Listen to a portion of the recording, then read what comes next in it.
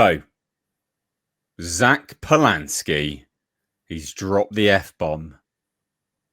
Really? He's called What's Nigel happened? Farage a fascist.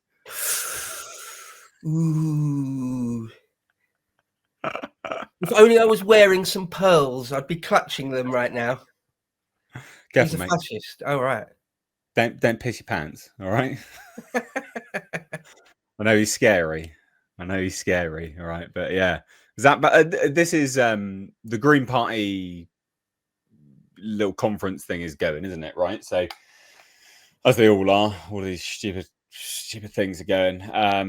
Aaron Bastani of Novara Media, unsurprisingly, has obviously been there and interviewed him.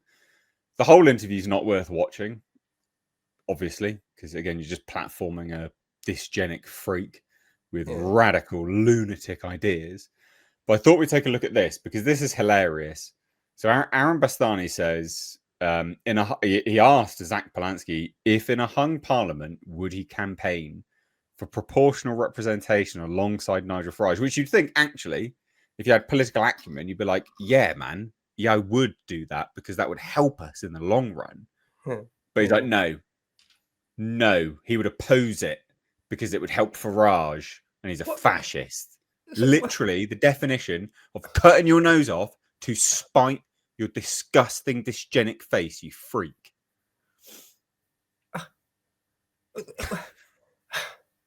It's mental. So you've got no political values then? Sorry, do you believe in PR or not? No. So, no, then. So yeah, the answer is no, basically. Right. So, shall we watch? Yeah, go on then. Oh no, go ahead. Sorry. I was just going to say, I'm a PR person. I think we should have PR. First past the post isn't really fair, and ultimately, it just really boils down to, in my mind anyway, what's fair, what's fairest, and PR is fairer than first past the post.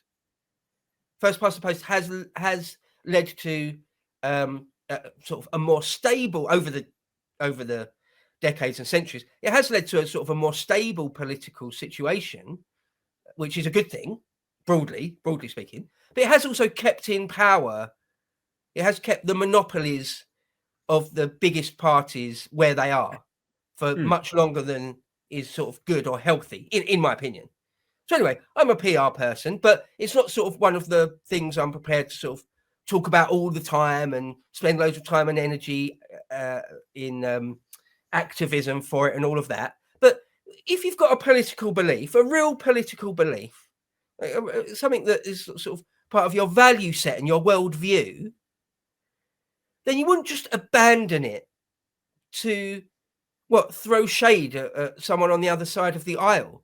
That's what a small child or a disgusting, dysgenic, goblin, fucking freak cunt would do. Which is what Zelensky, what's his name? Zach Polanski. Zach Zelensky. So yeah, this man is just LARPing. This isn't a true politician. This isn't a values politician or anything. It's a disgusting commie piece of shit. Yeah. This person would destroy this country if he could, as quickly as possible. He's another one of those. And just look at him. Let's listen to it if we must. Let's listen to the man. Yeah, we've got it. Come on. We've got to rile ourselves up about this. Now go on in. I wouldn't do anything that would make Nigel Farage Prime Minister. That would be an absolute red line, and that includes proportional representation. I think in Nigel Farage, we're dealing with a fascist, and as much as I will do anything, almost anything, to make sure we have an actual democracy in this country, I would say making a fascist a Prime Minister would seem counterproductive. In terms of a Labour coalition, it's something... So you wouldn't support PR if it meant that made Nigel Farage Prime Minister? No. I just think ultimately you have to have a red line. And although if you said to me, what's the number one thing that I think would change the British political system, I would say it's PR. Now, before I get acid, I realize that can seem privileged because people are really struggling with their wages. They're struggling with the cost of living crisis. They're struggling with fascism and racism. All of those things absolutely matter. But until we get proportional representation, I think it's very difficult to deal with those things meaningfully because we know we could get Farage being Prime Minister on 25 to 30% of the vote, despite a majority not electing him, he could get a huge majority. I don't think that's going to happen, but that's a reasonable scenario. So PR has to absolutely be the number one thing that I think will unlock all the other things that so many of us want. I do also think, though, that there has to be basic standards. And seeing Nigel Farage go into number 10, I think no longer becomes about a democratic or constitutional conversation. I think it becomes about a crisis, particularly for minority communities, particularly for people who are already terrified and scared. And I could absolutely rule out that under no circumstances would I accept any part in making Nigel Farage Prime Minister. Mental. What the fuck are you talking about? What was that? What He's was actually that? mental. What was that? That's a little boy LARPing at being a politician and answering questions in a serious interview. That's what that is. Yeah, it's the number one thing. Absolutely, it's the number one. No, but I won't do it though. It's my number one thing. It would definitely change lives. It would change democracy. Yeah, absolutely. But I won't do it though. Oh, shut up, mate. You bloody pleb. Here's the thing that's funny. Is that people on the left, because of course he is far left. Like the Green Party has been for quite a few decades, the refuge of people that are too far left for Labour. They're like too far left for like the Fabian Society types. True, like out there commies, right? And anyway, people that think that like Nigel Farage is a fascist or that Tommy Robinson is far right, they're so far off the mark, aren't they? They're so far away from getting it right, from having a realistic sort of correct view of reality, right? Tommy is like a Civnat and Nigel isn't even that, right? He's a fascist. Again, I've said this a few times, but like true fascism, true sort of the real deal, like 1920s Italian fascism, right? Like there's nothing about Nigel and reform that is that. Nothing. Like that Tommy is a bigot and a racist. He's really not. He's a Zionist. Right. He happily accepts brown people of every stripe, nearly every stripe, into his organization and then boasts about it, right? He's not these men are not racists. They're not fascists. They're not far right. Nigel isn't even populist. You probably saw a few months ago, Nigel said in an interview, like just openly said, explicitly said, someone asked him about populism and he's like, oh, I'm not a populist. I'm not a populist. So he's not even that. He's not even prepared to say that. He's simply the next version. He's just Tory 2.0, teal Tory. He's simply just the next incarnation of an establishment globalist shill, in my opinion. So to go around calling him a fascist, it's like, apart from anything else, it means you don't know anything about fascism. It means you can't really have read anything about like the political philosophy of fascism. Probably don't know almost anything about 20th century history, the first half of the 20th century. Probably don't. You just know that your side of the aisle can get away with just using that word. And so you do. And that's it. That's where it ends. It's pathetic and embarrassing. Well, so I replied to Clive Lewis, the Labour MP, because he's banging on about something to do with racism or something like that. He was like, eventually people won't even care about being called racist. And it's the same principle with what I said to him is exactly the same principle with the word fascist, is that you're right. No one actually cares about being called racist anymore. No one actually cares about being called fascist anymore, because that side of the ledger, the aisle, as it were, throw those words around so much because they lack any intellectual fortitude to have any conversations to argue their point with anyone that they disagree with. So that's the labels that they use against the people that they disagree with, because they can't have conversations with them, because their points crumble under the slightest bit of scrutiny.